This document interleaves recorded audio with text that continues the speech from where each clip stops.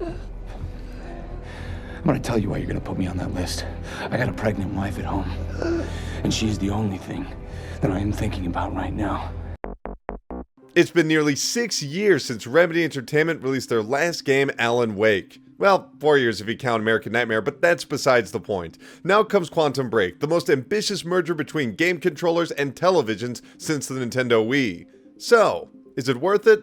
Let's find out. Equal parts third-person shooter and episodic drama, Quantum Break is one of the most unique titles to come to the Xbox One. Players take control of Jack Joyce, best friend of the up-and-coming entrepreneur Paul Serene and brother of the brilliant but paranoid physicist Will. While visiting his hometown of Riverport, Jack agrees to assist Paul in a revolutionary experiment, recreating the effects of a mini black hole to freely traverse through time. But things go awry when William attempts to destroy his own creation, declaring apocalyptic prophecies of time itself breaking. With the procedure interrupted, both Jack and Paul suffer a chronon blast before the facility is invaded by Monarch Solutions, a powerful conglomerate and private security force with endless resources and industrial dominance over Riverport. Witnessing the death of his brother by the hands of Paul, Jack discovers the head of the militant organization is none other than his best friend. Now experiencing temporal cracks firsthand and manifesting time-altering powers, Jack vows to stop Monarch before Riverport and all of time crumbles. Confused? Well, that's sort of the point, as Quantum Break provides a number of dramatic twists within its 9-hour campaign. But what separates its narrative delivery from any other modern video game are the live-action sequences. At the close of each chapter, players take control of antagonist Paul Serene, deciding between two options, each affecting the game and the episodic TV show in subtle ways. Regardless, these 22-minute episodes will always follow the adventures of Monarch employees Liam, a high-ranking security agent, Charlie, the head of internal information, and Fiona.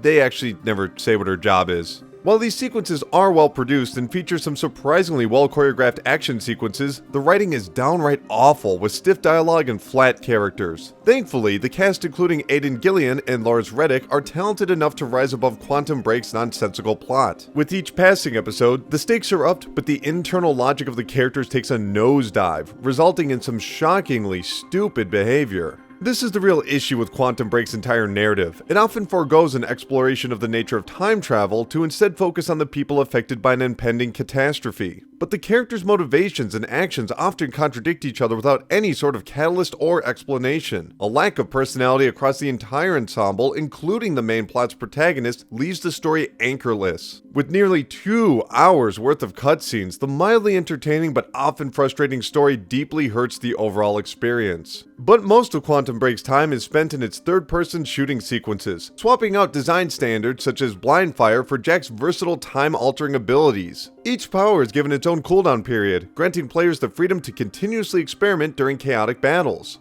Offensive maneuvers such as dashing across environments or into enemies and launching explosive time bubbles are satisfyingly devastating, while the defensive time shield gives Jack a chance to catch his breath in plain sight, and he'll need it, as deaths come fast and frequently when out in the open. But Jack's powers aren't exclusive to him, as Monarch's augmented division can also seemingly teleport and even drain chronon energy, encouraging players to utilize the sprint and melee attacks to outmaneuver speedy soldiers and hulking mechanized giants. Gunplay for the most part works pretty well, with the majority of enemies taking only a few shots to down. Sprinting past sniper scopes and detonating time bubbles in a firefight are the highlights of Quantum Break's gameplay. But unfortunately, they're accompanied by a troubled automatic cover system. Jack's slippery controls are ideal for fast-paced combat in large open environments, but often make the tactical use of cover aggravating, as he never quite sticks to his surroundings. Coupled with the game's generous, but sometimes bumbling auto-aim, and even the most successful runs can be cut short by the game's mechanics overestimating player input. Weapons are also disappointing, with pistols, submachine guns, assault rifles, and shotguns varying in speed, stability, and power, yet mostly sharing in limited range. But these issues are easy to initially overlook thanks to the game's incredible visuals and sound design. Destructible environments showcase Quantum Break's thoughtful use of physics and particle effects with scattered objects and large explosions. These are best displayed during time stutters, when Jack is trapped inside the repeating seconds of a large-scale catastrophe, with downed enemies held in place and reoccurring environmental destruction. Sadly, these blockbuster sequences, as grandiose and spectacular as they are, don't alter the overall gameplay in meaningful ways, with most feeling identical to the regular light platforming sequences. Jack will climb structures just as he did before, but this time the platform will be floating. Regardless of the current location, exploration is largely forgettable, with minimal puzzle solving and collectibles to enhance abilities.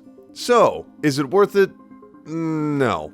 Quantum Break is an impressive accomplishment with its lavish production values and original storytelling methods. As a package, there's nothing else quite like it. But many of the individual elements are strictly average. Jack's time warping abilities are initially exciting, but over time expose themselves as familiar mechanics. After all, sprinting through time is still just sprinting. Combined with the core movement and cover system's floaty controls, Quantum Break can feel downright dated at times, despite its impressive presentation. Its episodic miniseries starts off as a fun addition, especially given the cast, but eventually spirals off into overly convenient developments, unexplained events, and sloppily mismanaged tonal shifts. Is Quantum Break a bad game? Certainly not, but most players will find its poorly written story, awkward controls, and repetitive gameplay too distracting to ever feel fully invested or rewarded. Quantum Break is currently available on the Xbox One and PC for $60. If you've had a chance to play it, let me know what you thought, and if you haven't, let me know if you plan on picking it up. My name is Colin Tanner, and I'll see you in the next video.